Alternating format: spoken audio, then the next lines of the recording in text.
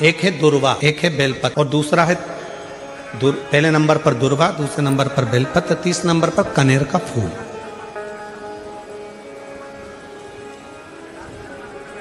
कोई अच्छा कार्य करते करते कई माताएं ऐसी होती हैं जो अपने प्रेम करती हैं परिवार से, ऐसा नहीं कि नहीं करते, स्नेह करते हैं। कई पुरुष भी ऐसे परिवार से बहुत प्रेम होता है, स्नेह होता है, पर अंदर कहीं ना कहीं ऐसा लगता है मेरा बेटा वहां जा रहा है, कुछ गलत ना हो जाए। कभी कभी ऐसा लगता है कि ये काम होने वाला है और इसमें कुछ गलत ना हो जाए। कई बार शादी पक्की हो रही है, रिश्ता पक्का हो रहा है, या कोई घर में अच्छा कार्य हो रहा है और मन में संशय उत्पन्न हो जाता है कहीं गलत ना हो जाए। मतलब उसके अंदर कहीं नेगेटिविटी आती रहती है, ये वो सोचती रहती है। उसके अंदर एक कुछ ना कुछ ऐसा तत्व चलता रहता है जिससे वो बुद्धि में, विवेक में वो चीज उसके आती रहती है। तो शिव महापुराण में गजासुर की कथा कहती है कि गजासुर ने भगवान शंकर से वर मांगा कि मैं जब आपका भजन करूं, तप करूं, साधना करूं तो मेरे पास में ये अग्नि मेरे चारों तरफ हो जाए, जिससे मैं आपका तप, आपकी साधना अच्छे से कर सकूं, मैं आपका तप, आपकी साधना आराम से कर सकूं। शिव जी ने वर दे दिया, जब तुम तप करने के लिए बैठोगे, साधना करने बैठोगे, भजन करने बैठोगे, तब तुम्हारे चारों तरफ अग्नि प्रकट हो जाए। जिन माताओं को, जिन भाइयों को, जिन बेटियों को, जिन बेटाओं को, जिन मेरी बुजुर्ग माँ बाप को ऐसा लगता है, अंदर से ऐसा महसूस होता है कि कुछ गलत होने वाला है, कल कुछ गलत होने वाला है, मेरे पति के साथ ये गलत होने वाला है, मेरे बेटे के साथ ये गलत होने वाला है, या मेरे साथ कुछ गलत होने वाला है, जिसकी बुद्धि में केवल नेगेटिविटी चलती रहती है, उसको तीन चीजें शंकर भगवान को प्रदोष के दिन अवश्य चढ़ाना चाहिए। क्या क्या चीज? पहले नंबर पर जम के बोलो दुर्वा, दूसरे नंबर पर बेलपत्र और तीसरे नंबर पर कनेर का फूल। और यदि ऐसा महसूस हो रहा है कि मेरे को स्वप्न भी गड़बड़ आ रहे हैं, स्वप्न भी गलत आ रहे हैं, तो मेरा निवेदन रहेगा जो दुर्वा आपने शिव जी को चढ़ाई है उस दुर्वा को उठाकर लेकर आ जाना है और प्रदोष काल में, प्रदोष के समय पर उस दुर्वा को चबा चबा कर खा लेना है। जिसकी बुद्धि में गलत चीजें आती रहती हैं, गलत विचार आता है, बात अपने हृदय में उतार कर रखिए। जो बेटियां ससुराल में दुखी हैं, बहुत कष्ट में हैं, या आपस में सामाजिक पति पत्नी का नहीं बन रहा है, या कोई विवादित वाली बात है, तो निवेदन है तलाक पर बात को लेकर मत जाना। एक बार बाबा देवाधिदेव महादेव का एक भाव जरूर प्रकट करना, महाराज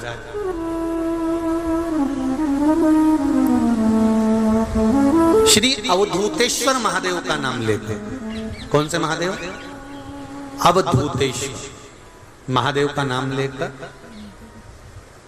थोड़ी सी मूंग, हरी जो मूंग होती है, उस मूंग को गला लीजिए पानी में। गलाने के बाद में उस मूंग को शिव मंदिर में ले जाकर भगवान जो नंदीश्वर विराजमान होते हैं वहां रखकर 7 बेलपत्र उस मूंग पर चढ़ा दीजिए। चढ़ाकर बेलपत्र मेरे देवाधिदेव महादेव को अवधूतेश्वर महादेव के नाम से समर्पित कर दीजिए। वो मूंग उठाकर गौशाला में या आपके रोड पर कोई नंदी दिख जाए या गौशाला में कोई नंदीश्वर हो तो उस नंदी को वो मूंग खिला दीजिए थोड़ी सी। 3 या 4 प्रदोष करोगे, तलाक तक बात नहीं पहुंचेगी, आपस में प्रेम बढ़ जाएगा, बेटी को सम्मान मिलना प्रारंभ हो जाएगा और टेंशन समाप्त हो जाएगी, परिवार नहीं टूटेगा।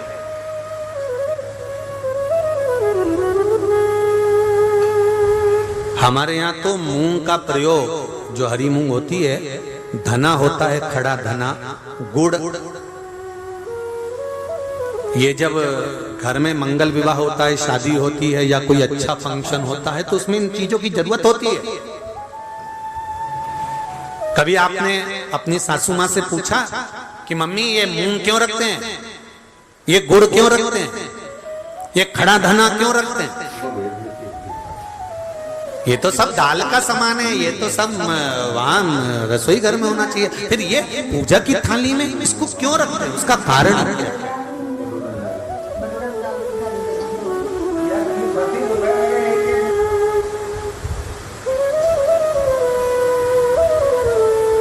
उसका कारण क्या है? कभी अपनी सासू माँ से पूछना तो सासू माँ बताई कि जिस समय पर भगवान शिव, भगवान महेश और उमा का संबंध हुआ था, भगवान शंकर के 51 विवाह पहले हो चुके थे, पार्वती के साथ में 52वें नंबर का विवाह है शिव जी का। इससे पहले उमा, कात्यायनी, सती, कुष्मांडा, ऐसे भगवान शंकर के साथ में जो शिव जी के गले में मुंडों की जो माला होती है ना, उस माला में जो मुंड पड़े होते हैं वो 51 है। पार्वती माता ने पूछ लिया ये मुंडे किसके हैं? शिव जी ने कहा सब तेरे। पार्वती ने पूछा वो कैसे? शिव जी कहते हैं तू इतने बार प्राणों को छोड़ चुकी है और जितने बार तू प्राण छोड़ती है उतने मुंडे में गले में धारण कर ले, तेरी माला बनाकर पहनता। उमा और महेश का जब विवाह हुआ था, भगवान उमा और माता उमा और भगवान महेश का जब मंगल विवाह हुआ था, उस विवाह के समय पर माता उमा रुष्ट होकर भगवान शिव से, ऐसा नहीं है कि केवल माता उमा रुष्ट हुई, तिरुपति चले जाओ तो माता लक्ष्मी रुष्ट होकर नीचे बैठ रही है।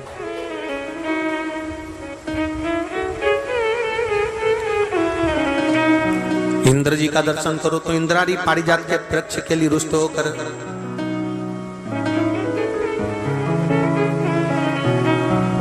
ब्रह्माणी और ब्रह्मा का दर्शन करो तो गायत्री मैया को यज्ञ में बिठा लिया पुष्कर जी में, तो गायत्री मैया को देखकर सरस्वती रुष्ट होकर बैठ गई। ऐसा नहीं है कि रुष्टता नहीं होती है, पर उस रुष्टता में दोनों का साथ भी होता है। लक्ष्मी मैया से, भगवान विष्णु से लक्ष्मी ऐसी रुष्ट होकर गई कि नीचे आके बैठ गई, पर भगवान के पास नहीं पहुंची। ब्रह्माणी ब्रह्मा के पास नहीं पहुंची, पर पार्वती, उमा, सती शिवजी के पास के बिना दूर गई नहीं। दोनों पार्वती मैया, माता उमा रुष्ट होकर भगवान महेश से चली गई, और जब भगवान महेश से रुष्ट होकर माता उमा जाती हैं, माता उमा चली जाती हैं, तब उस समय पर ऋषियों ने, संतों ने आकर माता उमा को समझाया। स्वयं देव ऋषि नारद भी उस समय पर पहुंचकर समझाए कि मां, यदि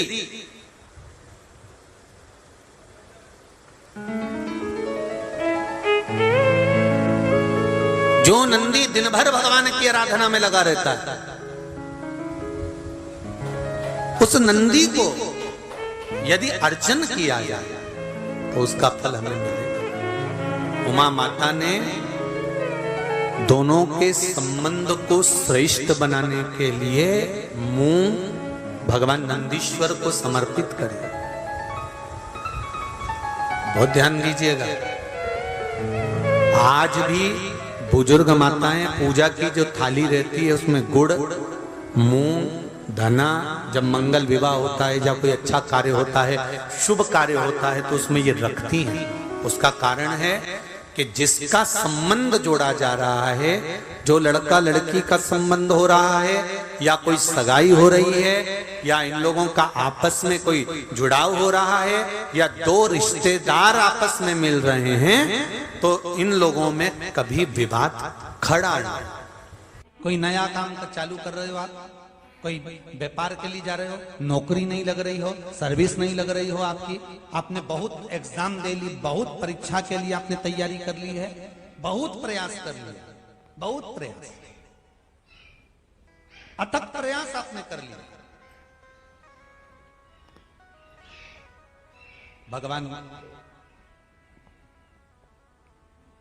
प्रदोष का अगर दिन हो और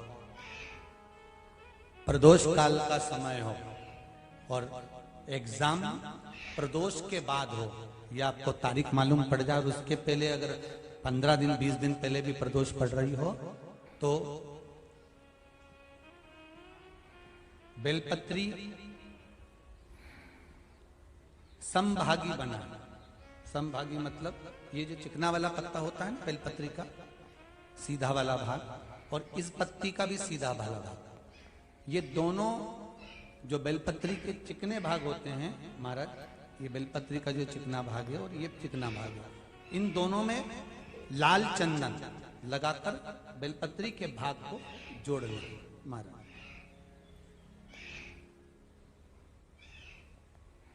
इस भाग को अपने हस्त कमल में रखकर उल्टा हाथ उस पर रखकर भगवान देव अधिदेव महादेव के 12 ज्योतिर्लिंग का स्मरण करना। श्री शिवाय नमस्तुभ्यम, या पंचाक्षर मंत्र नमः शिवाय, या षडाक्षर मंत्र ओम नमः शिवाय।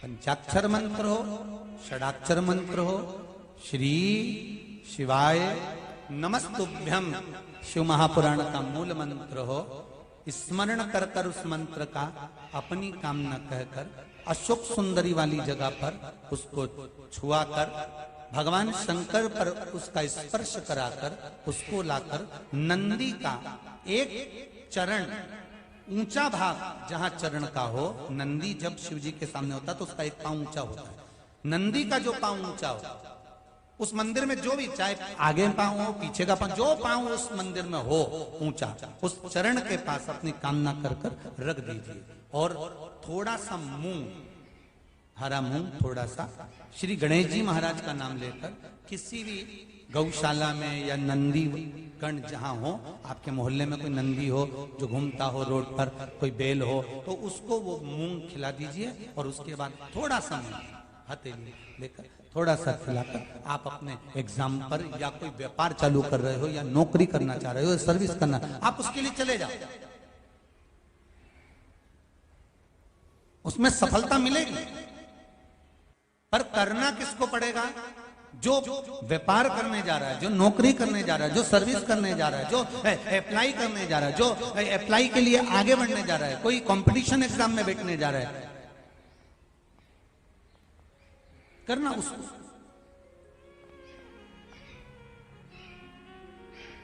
अच्छा, शादी करना है लड़के की, उपाय कर रही अम्मा,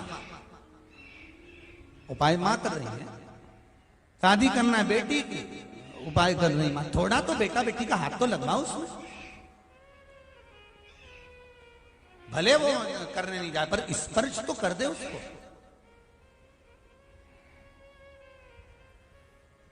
फिर कल वाली बात आ गई महाराज, तुम समोसा खाओगे तो तुम्हारे पेट में जाएगा, वो खाएगा उसके पेट में जाएगा। तुम भजन करोगे तुम्हें मिलेगा, वो करेगा उसको मिलेगा। दान तुम करोगे तुम्हारे खाते में जाएगा, वो करेगा उसके खाते में जाएगा। शिव कथा कर रही है, भगवान शंकर का चरित्र कर रहा है, शिव महापुराण की कथा कर रही है, भगवान शंकर का चरित्र कर रहा है। शिव वेद का रूप धारण कर कर आ गए। आए जब कष्ट, बहुत कष्ट का जीवन चल रहा हो, बहुत कष्ट की जिंदगी चल रही हो, जितने भी लोग ऑनलाइन कथा सुन रहे हैं ध्यान लगाना, अगर कष्ट का जीवन चल रहा हो, तकलीफ की जिंदगी चल रही हो, 5-7 सोमवार, या तो 5 सोमवार या 7 सोमवार, हाथ में दुर्वा, मान लो ये तुमने दुर्वा ले ली, हाथ में दुर्वा, एक बेलपत्र, और उसी हाथ में अपने घर का भरा हुआ 1 लोटा जल। पहले रखना है दुर्वा, फिर रखना है बेलपत्र, उसके बाद में हाथ में 1 लोटा जल, और दोनों हाथों का स्पर्श करते हुए जो अपना पूजन का कक्ष होता है घर के अंदर का, उस पूजन कक्ष की साक्षी में खड़े होकर अपने कुल देवता, पितृ देवता और अन्य देवताओं का स्मरण करते हुए, बाबा बहुत दुखी हूँ, बहुत तकलीफ में हूँ, बहुत कष्ट में हूँ, मेरा परिवार आज दुख तकलीफ में है, मेरा परिवार आज कष्ट में है, दुख में है, कष्ट में है। बाबा को अपने मन का भाव कहते हुए, हृदय से प्रार्थना करते हुए अपने घर के मंदिर से निकलकर फिर उस जल को लेकर शिवालय तक जाओ और दक्षिण की ओर खड़े होकर उत्तर की ओर मुख कर जल समर्पित करो। बेलपत्र और दुर्वा दोनों को अशोक सुंदरी वाली जगह पर चढ़ा दीजिए। अशोक सुंदरी की जगह तो सबको मालूम है ना। अशोक सुंदरी वाली जगह पर उस बेलपत्र और दुर्वा को समर्पित कर दो। चढ़ा हुआ थोड़ा सा जल लेकर आओ, घर के दरवाजे पर उसका छींटा दे दो, लेपन कर दो और बाबा से 5 सोमवार नियम से आप दुर्वा, बेलपत्र और जल का प्रयोग अगर करोगे, 5 सोमवार पूर्ण होंगे, जो तुम्हारा दुख है वो समाप्त जरूर होगा। शिव करुणा जरूर, शिव कृपा जरूर। बस इसमें 3 चीजों का स्मरण रखिएगा, 3 चीजों का ध्यान। पकड़ रहा गला, आवाज खुल नहीं पा रही, थोड़ा आवाज खोलिए और मिठास दीजिए। शिव पुराण कह रही है, इसमें 3 चीजों का स्मरण करिए। पहले नंबर पर दुर्वा, दूसरे नंबर पर बेलपत्र और तीसरे नंबर पर जब जल चढ़ाकर वापिस आओ तो अपने घर में प्रवेश के पहले देहली पर, चौखट पर भगवान शंकर के अपने घर के द्वार पर शिव का नाम लेकर जल का सिंचन। उसका फल कितना है?